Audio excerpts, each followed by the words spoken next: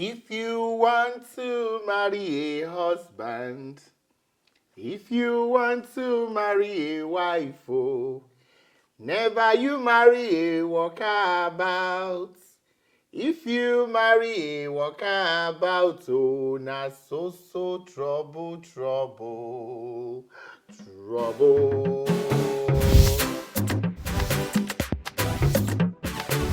Hello, this is me, Segun Gele. I am back and welcome to another exciting episode of Segun Gele Uncensored. Today, I'll be talking about cheating spouses, and how else can I start? That song, yes, that song has been ringing in my head, and I know it's for the old school people. The younger folks won't understand, so that's why I'm going to start with the younger folks. 2, 3, 4, 5 years in marriage and you are already cheating? What's going on? What's going on? I think it's supposed to be fresh. The wine is supposed to be fresh. And there are some verses in Songs of Solomon, about the. You all know what I'm talking about. I don't have to say it, right? Yes, it's supposed to be fresh. So, what's going on? What went wrong? Y'all made vows.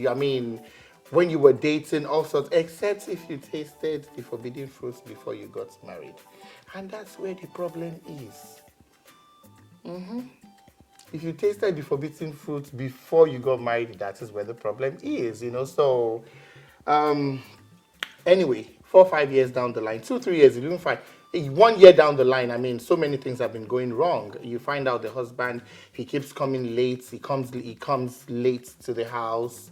He comes back, he gets cranky, or the wife gets back, don't touch me, this, that, and everything, and like play, the thing is beginning to just drift apart and everything. Well, let me just remind you guys sincerely, there is no difference between the woman out there and the woman in the house, okay? That's part of what you signed up for. You see those two breasts? Is the same. The backyard, let me just call it the nyash, is the same. And the hole, the thing between the legs is the same. Same goes for the man. No, but seriously, same goes for the man. It is the same.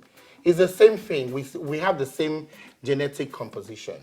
Okay? So, I don't want to go to that. Oh, this is supposed to be uncensored. Oh, Jesus. Oh, chai. For those of you that have been going around before you married your husband, you saw the thing, you saw the way it was before you decided to marry him. You better stay there, okay? So if you think he's not doing well, or you are comparing him to your old boyfriend, or you are comparing your wife to your old girlfriend, doing all sorts of stuff, you people should sit down and have a conversation. Sit down and talk about it. I was cool too. Let me not talk too much about me right now because my gist is coming along and I'm so excited. Yes. So you guys should just sit down and talk about this. Talk about things. And if both of you cannot handle yourselves as a couple, as parents, how do you want to discuss sex with your kids when they're growing up? Because they need to know the do's and the don'ts. Okay? Now, moving on to kids, to spouses that have grown-up kids, teenagers, and they are cheating. You people are not helping your children. You are not setting the right examples for them in any way. No precedence at all. And that's just the truth. To those of you that are doing, there are even some people I know, I'm not going to mention their names. You want me to call their names? You're wicked. I'm not going to mention their names at all. They bring in their extra to the house. And the children know them. You're not laying good examples for them. You're not setting good precedents for your kids because you're not even a role model. Okay? And these children, you're supposed to be good role models. Remember, we're all custodian of these children. God owns all of them at the end of the day. So you're supposed to teach them, nurture them in the right way. If they see you doing this, they believe, oh, my parents can never go wrong. They grow up doing stuff like this. That's why you find lots of teenagers, they get pregnant. The ones that don't get pregnant, they impregnate somebody else because, their father is just jumping from one tree to another tree, and their mom is just, one car drops her off today, another car drops her off tomorrow. Why? Because you can't pay your rent. $20. What's $20 going to do for you? Or what's $50 or $100 going to do for you? They're just going to sleep with you and go.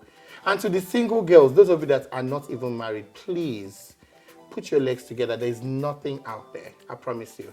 You better keep yourself for that man, okay? Keep yourself for the man that God has set aside for you.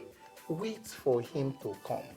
Because all these things, by the time you start to sample and taste around and go from one man to another, at the end of the day, you get there and you will not even stay in the marriage. You know, and that brings me to those of you that decide you want to date somebody, you want to sample your man or sample your woman before you get married. Some of you will say it is good, but it is not good, and that's just the truth. What if you decide to marry that man because of sex? You get married, and I think that's part of why people cheat. You now marry the man because of sex, or you marry the woman because of sex, and down the line the sex goes bad. What happens to the marriage? You marry for love, you don't marry for sex. Okay? And I mean, that's just my own. Let's even talk about the people that are not religious. We know they don't even understand anything. But let's come into church.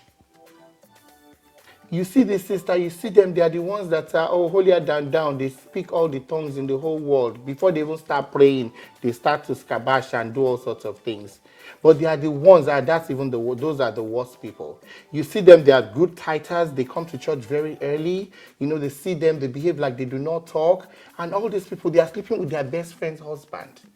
And most of these men are sleeping with their wife's best friend. It is not done. It is not proper. You know, if you are in the world, it's different. But if you are in church, you're not supposed to do that. You're not supposed to defile your matrimonial bed. And that's just the truth.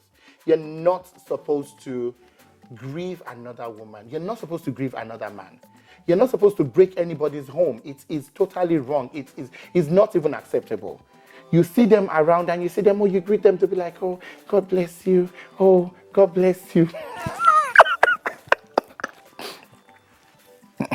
I'm not going to describe anybody. Because you know yourself. Those of you that know what I'm talking about, you know what I'm talking about. But seriously, I mean, let's come back to reality. All of this is not good. It is not good. It is not good. There is no other way we can describe it.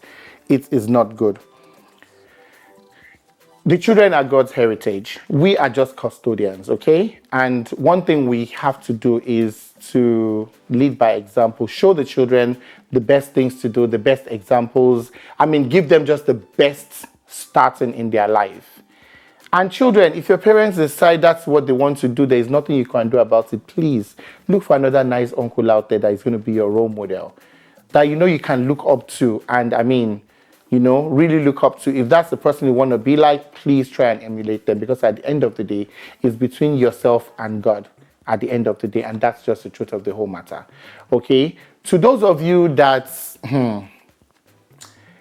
friends, those of you that know that your friend's husband is sleeping with your friend's best friend, it's not good. You need to find a way of just letting them know. Call the man. I think that's just what I'm going to do.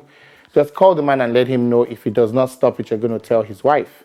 Okay? Or, I mean, whichever way you want to do it. But, I mean, for you seeing them doing this from time to time and you come back into their home and you smile, at the end of the day, you are just a bloody hypocrite. That's just what you are. Okay? So all these people, I mean, all of you, plus the cheating husband, plus the cheating wife, plus the cheater, plus the cheatee, everybody that knows, God is watching all of you in 3D. Okay? God is watching you in 3D. Anyway, I have said my own. It is left for you people to do what is right or do what is not right. Okay? This is me, Segun Gele, once again, and I have been Uncensored. I'll see you guys next time.